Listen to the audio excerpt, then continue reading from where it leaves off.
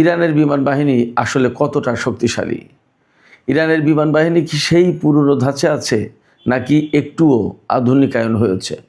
যুদ্ধের জন্য ইরান যে নতুন কিছু বিমান তৈরি করেছিল বলে কথা আছে বা খবর বেরিয়েছিল, সে সমস্ত বিমান কি করেছে? এই যে এত বড় একটা যুদ্ধ গেল, তাতে কি ইরান একেবারেই কোনো যুদ্ধ বিমান ব্যবহার করেনি, বা বড় মাত্রায় বা বেশি মাত্রায় যুদ্ধ বিমান ব্যবহার করলো না কেন? শোনা যায় রাশিয়া এবং চীন থেকে অত্যাধুনিক বিমান পেয়েছে, তাহলে সে সমস্ত বিমান ব্যবহার করেনি কেন? এই রকমের অনেক প্রশ্ন আছে।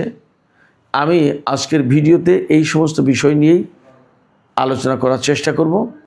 আমি জানি বিষয়টি খুবই টেকনিক্যাল এবং সেন্সিটিভ, তারপরেও আমি মোটামুটি একটা ধারণা দেওয়ার চেষ্টা করব আপনাদেরকে, যাতে ইরানের বিমান বাহিনী, বিশেষ করে বিমান এবং যুদ্ধ বিমানের সক্ষমতা, তাদের হাতে কী রকমের বিমান আছে এবং কী রকমের আধুনিকায়ন করেছে, এই সমস্ত বিষয় নিয়ে আমি মোটামুটি একটা ধারণা দেওয়ার চেষ্টা করব।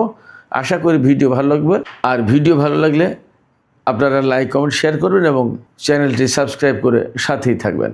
দর্শক, সর্বপ্রথমে যে কথা বলতে চাই সেটি হচ্ছে, এই যে যুদ্ধ গেল, এই যুদ্ধের ভেতরে কেন ইরান একেবারেই কোনো বিমান ব্যবহার করলো না?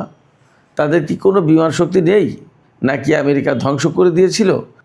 বলা হয় যে ইরান রাশিয়া এবং চীনের কাছ থেকে অত্যাধুনিক বিমান পেয়েছে, সেগুলো কি হলো?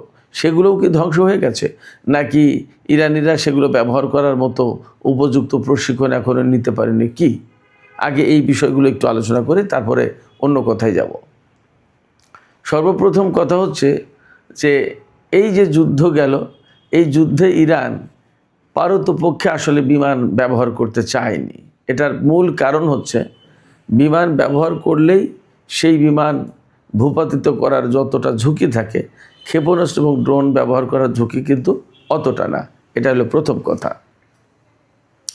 দ্বিতীয় কথা হচ্ছে যে বিমান ব্যবহার করলে যখনই শত্রুর ক্ষেপণাস্ত্র বা বিমান দিয়ে তাকে আঘাত করে ভূপাতিত করা হবে, তখন বিমানে একজন বা দুইজন পাইলট যাই থাকুক, তাদের জীবন কিন্তু ঝুঁকিপূর্ণ হয়ে যাবে এবং তাদের শত্রুর হাতে আটক হওয়ার সম্ভাবনা যথেষ্ট বেশি। যদি বিমান ভূপাতিত হওয়ার পরে পাইলট বেঁচে থাকেন, তাহলে আটক হয়ে যাওয়ার সম্ভাবনা অনেক বেশি। এবং ইরানের ভেতরে F-15 যুদ্ধ বিমান ভূপাতিত হওয়ার পর সেই পাইলট এবং গানম্যানকে কিভাবে উদ্ধার করার নাটক এবং যে সমস্ত ঘটনাগুলো ঘটেছে, তা তো আমরা সবাই কম বেশি এখন গণমাধ্যমের কল্যাণে জেনেছি। ফলে এই রকম সমস্যা এবং এই রকমের ঝুঁকি অনেক বেশি থেকে বিমান ব্যবহার করার কারণে আসলে যুদ্ধের ধারণাটাই ইরান পাল্টে দিয়েছে ড্রোন এবং ক্ষেপণাস্ত্র ব্যবহার করে। বিমান যদিও ইসরায়েল এবং আমেরিকার জন্য অত্যাধুনিক ব্যাপার স্যাপার, কিন্তু এর বিপরীতে ইরান ম্যাক্সিমাম ক্ষেত্রে ড্রোন এবং ক্ষেপণাস্ত্র ব্যবহার করেছে, এবং ইরানের হাতে এত ধরনের ক্ষেপণাস্ত্র, টাইপের ক্ষেপণাস্ত্র আছে যে সেটা ব্যবহার করে শেষ করতে পারে না, অনেকগুলো ধরতেই পারেনি ইরান। তো ক্ষেপণাস্ত্র যেখানে ব্যবহার করে শেষ করতে পারেনি বা সবগুলো ব্যবহার করতে পারেনি, সেই জায়গায় বিমানের প্রয়োজন আর কেন আসছে? এটা সবচেয়ে বড় প্রশ্ন। এই জায়গা থেকে মূলত ইরান যুদ্ধে বিমান ব্যবহারের বিষয়টিকে অনুৎসাহিত করেছে বা খুব বেশি একটা এই দিকে যেতে চায়নি। যুদ্ধের ধরনটা, প্যাটার্নটা, সিস্টেমটা পাল্টে দিতে চেয়েছে, এবং এই যুদ্ধের ভেতর দিয়ে ইরান আসলে তা পাল্টে দিয়েছে। এটা গেল প্রথম কথা। দ্বিতীয় কথা, এই যুদ্ধে ইরান যে একেবারেই বিমান ব্যবহার করেনি তা কিন্তু না। আসলে প্রথম থেকে হয়তো খবর আসেনি, আর ইরান এই সমস্ত ব্যাপারে তুলনামূলক খবর একটু কম প্রচার করতে চেয়েছে হয়তোবা। আমরা বিভিন্ন গণমাধ্যমে, যেমন আমেরিকার ওয়াল স্ট্রিট জার্নাল, খুবই প্রভাবশালী এবং বহুল প্রচলিত একটা পত্রিকা, এই পত্রিকার থেকে শুরু করে রাশিয়া টুডেতেও সম্ভবত খবরটা এসছে, স্পুতনিকে খবর এসছে, এবং আরও বিভিন্ন মাধ্যমে খবর এসেছে যে ইরান F-5 বিমান ব্যবহার করেছে। আমি আপনাদেরকে বলি, খবরের ভেতরে বলা হয়েছে যে এই বিমান ব্যবহার করে কুয়েতের আমেরিকার ক্যাম্প বোরিং একেবারে মারাত্মক রকমের ক্ষতিগ্রস্ত করে দিয়েছে F-5 জঙ্গি বিমান ব্যবহার করে। আমি আপনাদেরকে বলি, এখানেই এই আসল কথাটা এখানেই বলতে হবে। সেটা হচ্ছে, ইরানের হাতে আমরা জানি অনেকে যে সেই পুরনো কালের বিমান আছে F-5, F-4 ফ্যান্টম, তারপরে F-14 টমক্যাট, এই সমস্ত F-15 নেই, F-14 পর্যন্ত আছে। ইরান ইসলামী বিপ্লবের আগ পর্যন্ত F-14 ছিল লেটেস্ট প্রযুক্তির বিমান, সেই বিমানটা আছে। এখন ইরান দুটো কাজ করেছে মেইনলি, তার বিমান বাহিনীকে সক্রিয় রাখার জন্য বা সক্ষমতা ধরে রাখার জন্য দুটো কাজ করেছে মেইনলি। একটা কাজ হচ্ছে ইরানের হাতে যে সমস্ত বিমান আছে সেই সমস্ত বিমানকে নার্সিং করে, সার্ভিসিং করে, মানে সবসময় কর্মক্ষম রাখার চেষ্টা করেছে। তার জন্য কিছু কিছু উন্নত মানের যন্ত্রপাতি, পশ্চিমা নিষেধাজ্ঞা থাকার কারণে ইরান চেষ্টা করেছে নিজেরা অনেক কিছু আবিষ্কার করতে। তা আপনারা তো জানেন ইরান এত ড্রোন, এত রেডার সিস্টেম, মিসাইল, রকেট বানাচ্ছে। বহু সংখ্যক রকেট তো স্যাটেলাইট যেটা, এগুলো তো আকাশে পাঠিয়েছে। তো এই সমস্ত জটিল টেকনোলজি যদি বানাতে পারে,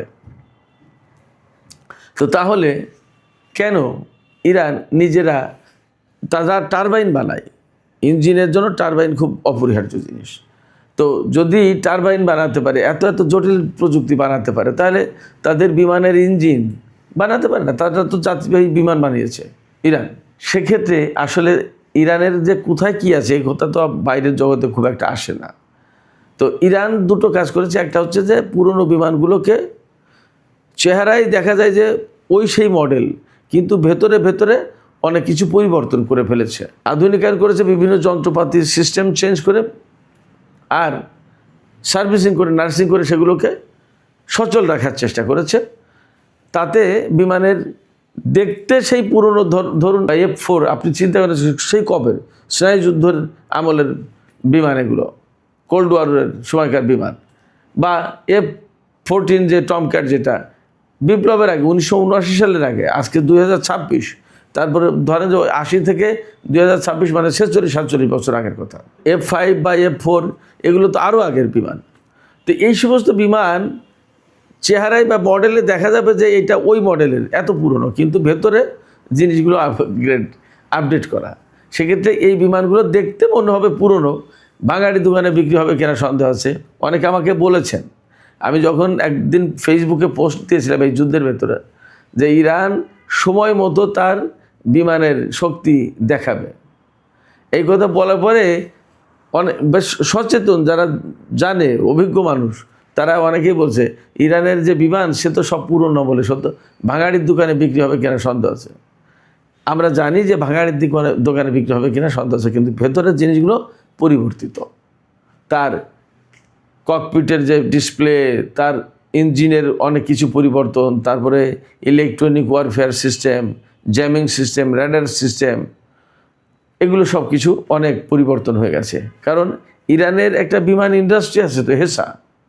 ইরানের ভেতরে নিজেরা অভ্যন্তরীণভাবে যে সমস্ত বিমান তৈরি করে বা বিমানের যে কার্যক্রম চালায়, এগুলো কিন্তু ওই ইরানের যে সমস্ত বিমান আছে, তারপরে যাত্রীবাহী বিমান আছে না, সেগুলো কোথায় পেয়েছে, সেগুলো কীভাবে হয়? ফ্যাক্ট হচ্ছে নিজেরা রিভার্স ইঞ্জিনিয়ারিং করেছে, নিজেরা এগুলো নার্সিং করে, সার্ভিসিং করে ঠিক রাখার চেষ্টা করেছে, এবং নিজেরা কিছু তৈরি করেছে।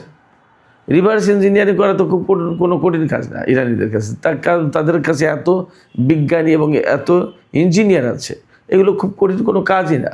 আমি আপনাদেরকে একটা ভিডিওতে সম্ভবত একদিন বলেছিলাম যে ইরানের যে শরীফ ইউনিভার্সিটি, এই যে কিছুদিন আগে বোমা মেরে ধ্বংস করলো, এই শরীফ ইউনিভার্সিটিটাকে বলা হয় আমেরিকার MIT সমকক্ষ এই শরীফ ইউনিভার্সিটি।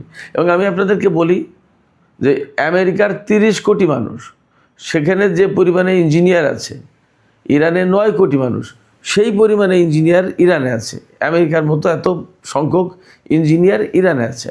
ইরানের জ্ঞান বিজ্ঞানটা এই লেভেলের, ফলে তাদের কাছে রিভার্স ইঞ্জিনিয়ারিং করা, বিমানের ইঞ্জিন আপগ্রেড করে ফেলা, বিমানকে আপগ্রেড করে ফেলা, এগুলো কোনো কঠিন কাজই না। এটা একটা দিক গেল। আর একটা দিক হচ্ছে যে ইরান সরাসরি কিছু যুদ্ধ বিমান বানিয়েছে, যেমন সায়েকে, কাউসার, কেমন, এগুলো ইরানের যে এভিয়েশন ইন্ডাস্ট্রি যেটা, এখান থেকে এগুলো বানিয়েছে, কেমন।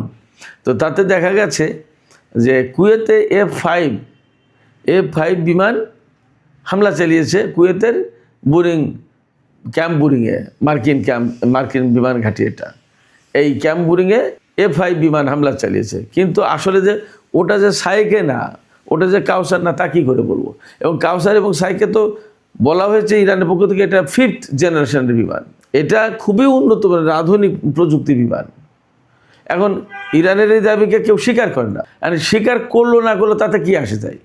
ধরুন আমেরিকা ইরানের এই বিমানকে স্বীকৃতি দিল না যে না তার বিমান 5th জেনারেশন না, 5ম প্রজন্মের না, একদম লেটেস্ট প্রযুক্তি না, ঠিক আছে, তার দরকার নেই। 4th জেনারেশনের না, দরকার নেই। কিন্তু কাজটা হচ্ছে কি, কুয়েতের যে ক্যাম্প বুরিং এয়ারবেজ যেটা, এই এয়ারবেজে তো লেটেস্ট প্রযুক্তির ডিফেন্স সিস্টেম ছিল, থার্ড বা পেট্রিয়ট ব্যবস্থা ছিল। এই সমস্ত সব কিছু ফাঁকি দিয়ে সেখানে হামলা চালিয়ে ভয়ঙ্কর ক্ষয়ক্ষতি করে দিয়েছে। কীভাবে সম্ভব? এবং এমনও কথা শোনা যাচ্ছে যে বাহরাইন, কাতার, সংযুক্ত আরব আমিরাত, এই সমস্ত দেশেরও মার্কিন ঘাঁটিতে যে সমস্ত হ্যাঙ্গার, বিমান, এই সমস্ত ছিল, অনেক কিছু ধ্বংস করেছে এবং স্যাটেলাইট সিস্টেম অনেক কিছু ধ্বংস করেছে। এখানে 2-3টা কারণ হতে পারে। একটা কারণ হচ্ছে সরাসরি এই বিমানগুলো এত বেশি নিচু দিয়ে উড়ে গেছে যে রাডার সিস্টেমে ধরা সম্ভব হয়নি, এটা একটা কারণ। আর একটা ঘটনা হতে পারে যে ইরান যে অ্যাসিমেট্রিক যে ওয়ারফেয়ার চালিয়েছে, অর্থাৎ অসম যুদ্ধ, তার মানে আমেরিকার অত্যন্ত উন্নত মানের প্রযুক্তি, তার এগেনস্টে এত বেশি একসাথে ক্ষেপণাস্ত্র এবং ড্রোন মেরেছে যে কোনটা রেখে কোনটাকে ধ্বংস করবে। আমেরিকার এই পেট্রিয়ট এবং থার্ড বা যে সমস্ত বিমান প্রতিরক্ষা বা আকাশ প্রতিরক্ষা ব্যবস্থা ছিল, এগুলো মাথা খারাপ হয়ে গেছে। ধরুন একসাথে তারা ক্ষেপণাস্ত্র ইন্টারসেপ্টার ছুটতে পারে 200, কিন্তু ইরান পাঠিয়েছে হয়তো 300। তখন এই সময় যদি বিমান যায়, ক্ষেপণাস্ত্র এবং ড্রোন হামলা যখন চলছে, এই সময় যদি বিমান গিয়ে হামলা চালায়, তাহলে কিন্তু বিমানকে টার্গেট করার সময় সুযোগ ফুরসতই পাবে না। কারণ তাদের ইন্টারসেপ্টার, তাদের আকাশ প্রতিরক্ষা ব্যবস্থা বা তাদের ক্ষেপণাস্ত্র প্রতিরক্ষা ব্যবস্থা তো ড্রোন এবং ক্ষেপণাস্ত্র মোকাবেলা নিয়ে ব্যস্ত, বিমানের দিকে তাকানোর তো সুযোগ নেই। এই সুযোগটাকে কাজে লাগিয়েছে ইরান, এমন হতে পারে।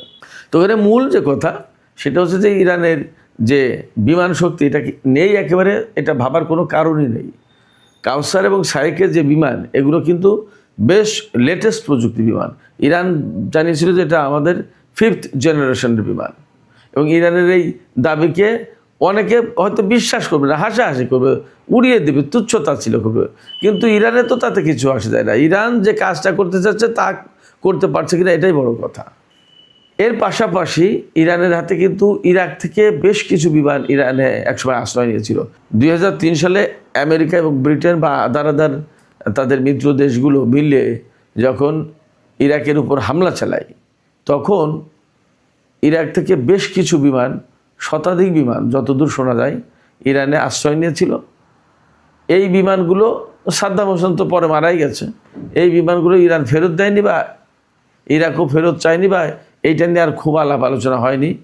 এর একটা কারণ হতে পারে ইরান ক্ষতিপূরণ হিসেবে নিয়ে রেখেছে বিমানগুলো, এই কারণে যে 1980 সালের দিকে যে ইরানে আগ্রাসন চালিয়েছিল এবং 8 বছর যুদ্ধ করেছিল এবং অনেক ক্ষয়ক্ষতি হয়েছিল ইরানের, সেই যুদ্ধটা তো অন্যায়ভাবে ইরানের উপর চাপিয়ে দিয়েছিল। সেই যুদ্ধের ক্ষতিপূরণ হিসেবে এই বিমানগুলো রেখে দিতে পারে। যাই হোক, এটা আমি জাস্ট আমার ধারণার কথা বললাম, বা এরকম কথা ছিল।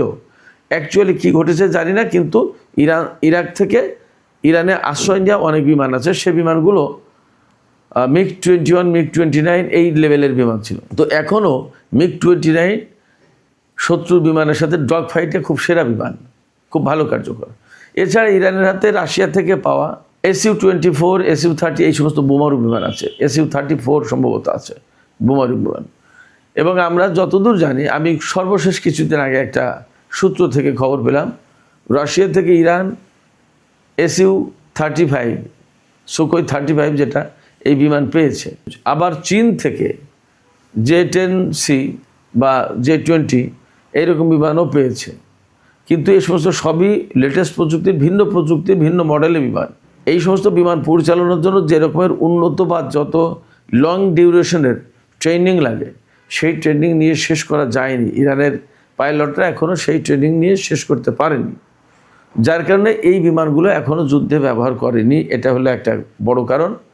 আরেকটা কারণ হচ্ছে যে আমেরিকার হাতে এবং ইসরায়েলের হাতে যেহেতু উন্নত ক্ষেপণাস্ত্র প্রতিরক্ষা ব্যবস্থা বা আকাশ প্রতিরক্ষা ব্যবস্থা আছে, রেডার সিস্টেম থেকে শুরু করে আদার বিভিন্ন রকম system, early warning system, jamming system, এগুলো আছে।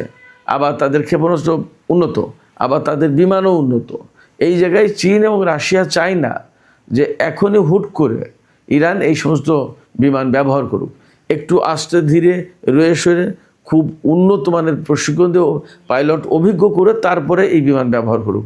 তা না হলে যদি কোনো কারণে রাশিয়া এবং চীনের বিমান মার খেয়ে যায়, তাহলে তাদের আন্তর্জাতিক বাজারে যে এই সমস্ত বিমানের যে ডিমান্ড তৈরি হয়েছে, এই ডিমান্ডগুলো নষ্ট হয়ে যাবে।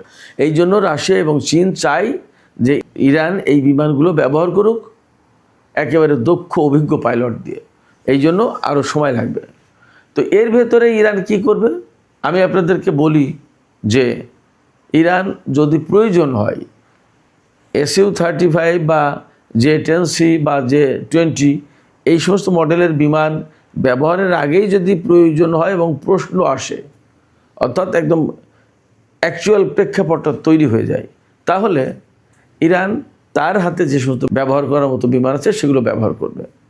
আমি এখানে ধারণা করি ইরান সেই সময় গিয়ে বিমান শক্তিটাকে ব্যবহার করতে চায় যখন ইসরায়েল এবং আমেরিকার হাতে বিমান প্রতিরক্ষা ব্যবস্থা বা আকাশ প্রতিরক্ষা ব্যবস্থা একেবারে শেষ পর্যায়ে চলে যাবে।